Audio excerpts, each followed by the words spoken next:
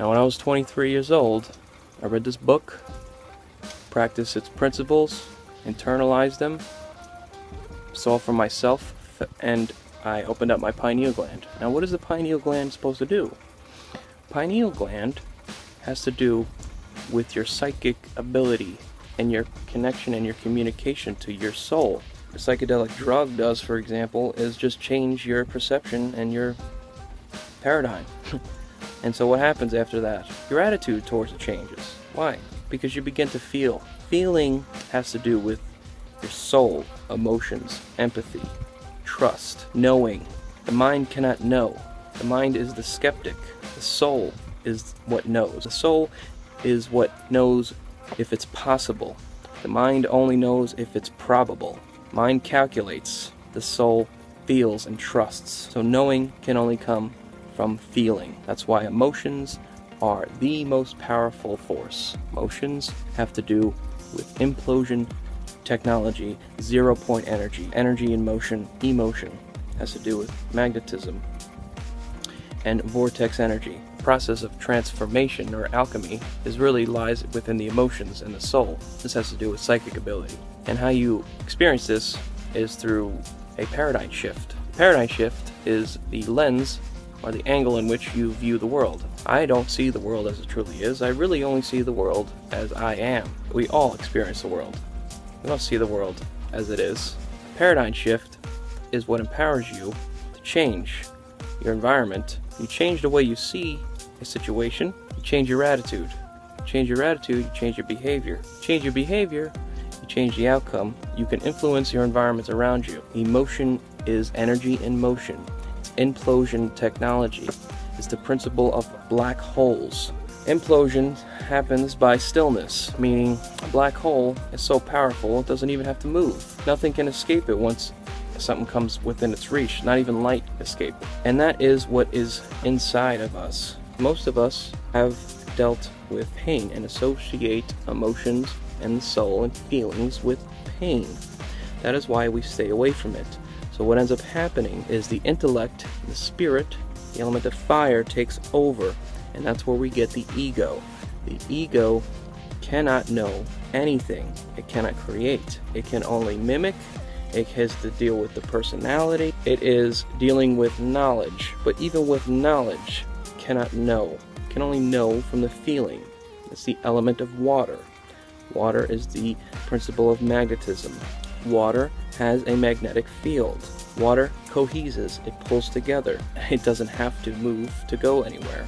What it does is it gravitates and it pulls things towards it. This is why music is the language of truth. It's not the logical language, but it speaks directly to the soul. The intellect deals with logical probability. Cannot tell if something is possible or not, only probable.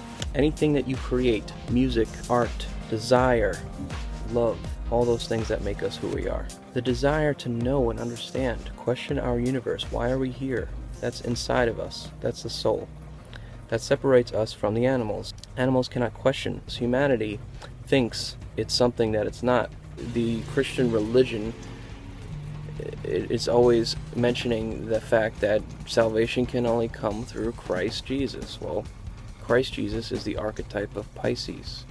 Pisces is the sign that has to deal with communication and going deep within, know, and believe. That's where faith comes in. Now, there's two types of people, two ways in which you can view the world. Those that see the world as a burden, and those that see it as a blessing. I call this scarcity mentality, meaning you see the world as not enough out there, limited resources, you've got to fight and compete in order to survive. And then those have an abundance mentality, meaning there's plenty for everybody, let's cooperate together, win-win, and bring harmony to the planet. Now what happens with those that have a scarcity mentality is they have to compete. They see the world as limited. You win or I lose, or I win and you lose. That's just the way it is. No in between. There's no win-win because there's not enough. So there's got to be a winner and a loser. This creates a predator, competitive type of mentality, a calculative planning. I've got to see what your next move is in order for me to anticipate it, so then I can therefore take you out. Now what happens when you have a scarcity mentality? It creates the way you see the world is not enough. You're going to behave competitively. If you behave competitively, that means you are a predator. You're going to take, anytime you have a predator mentality, you have chaos. The other way is an abundance mentality. You see the world as there's plenty enough to go around, therefore your behavior is in harmony with that. You behave in a way that cooperative, meaning win-win, you win and I win, it's synergy, and therefore the result is balance, harmony. Synergy is the principle and concept that the whole is greater than the sum of its parts. Team, where you work together for mutual benefit. Now emotion, it goes over logic every single time. Just listen to the radio, watch the news, watch Fox News for a little bit. They never ask logical questions, they only ask emotional questions. Why? Because they understand there's a science to it. It's called rhetoric. Rhetoric is the art of using language to move an audience and direct them in a certain way, wherever you want to go. So, a public speaker, a politician, a movie director, this is what they use. You have to first understand the values of the audience, where you want them to go, and then all you do is pull on a few strings in emotional areas that are sensitive, and that's what all these corporations, news media, Hollywood, that's what they do. There's a simple science to it. So take a look at this emotion, energy in motion, creates a magnetic field. The human soul and the heart, it's your soul's memory, it's how everything connects, it's through the magnetic field. At the top you have the element of water, which is an upside down triangle. It's being pulled in and down, while at the bottom you see the element fire. The red triangle symbolizes the spirit and fire pushing out and up. So you have this flow going on, this torsion field.